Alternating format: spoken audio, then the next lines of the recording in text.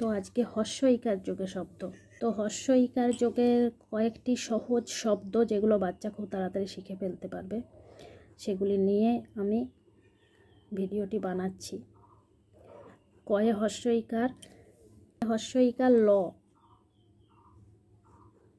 কি ল, কিন্তু যদি আমরা লটা না বসাই, শুধু কয়ে হস্য ইকারে কি, এটাও কিন্তু একটা শব্দ হয়ে যায়। এটা যদি নাও বসাই, এটার পাশে যদি বসিয়ে দিল, তাহলে ল দিয়ে একটা শব্দ হয়ে যাচ্ছে। এইগুলো খুব সহজে বাচ্চাকে কিন্তু শেখানো যায়। হস্য ইকার যোগের শব্দ খুব সহজে বাচ্চা শিখে ফেলবে।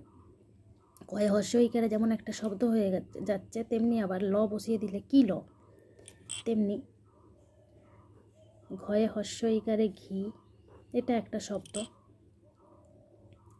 এটা একটা শব্দ হয়েছে। আবার ঢয়ে হস্য ইকার ল, ঢিল, কিন্তু এটা শুধু ঢি উচ্চারণ করলে কিন্তু হবে না। এরপর ময়ে হস্য ইকার ল, মিল, এই শব্দটা আলাদা হয়ে গেছে, কিন্তু এক অক্ষরের শব্দ।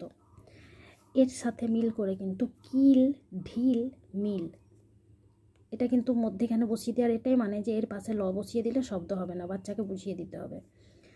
এর পাশে ল বসালে ঘিল হয়ে যাবে, ঘিল কোনো শব্দ নয়, কিন্তু এই তিনটেকে মিল করে কিন্তু শব্দগুলো শেখানো যাবে। পরীক্ষা যেভাবে দেয়, নার্সারি স্কুল বলুন বা যে কোনো জায়গায়, যে আকার যোগে হস্য ইকার যোগে এইরকম 3খানা শব্দ বা 4খানা শব্দ, এগুলো কিন্তু খুব সুন্দর শিখে ফেলবে। এরপর 3 অক্ষরের একটা হস্য ইকার যোগে শব্দ, এটাও খুব সহজ, যেমন অগতি, অগতি।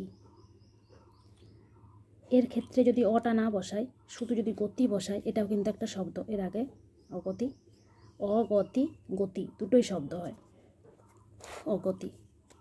এক্ষেত্রে আবারও আরেকটা শব্দ অমিল, 3 অক্ষরের। আমি বেছে বেছে এই শব্দগুলি নিয়ে এসেছি যাতে করে আপনারা অতি সহজে বাচ্চাকে শেখাতে পারেন। মিল একটা শব্দ হয়, অমিলও একটা শব্দ হয়। যদি ভিডিওটি ভালো লাগে অবশ্যই একটা লাইক করবেন।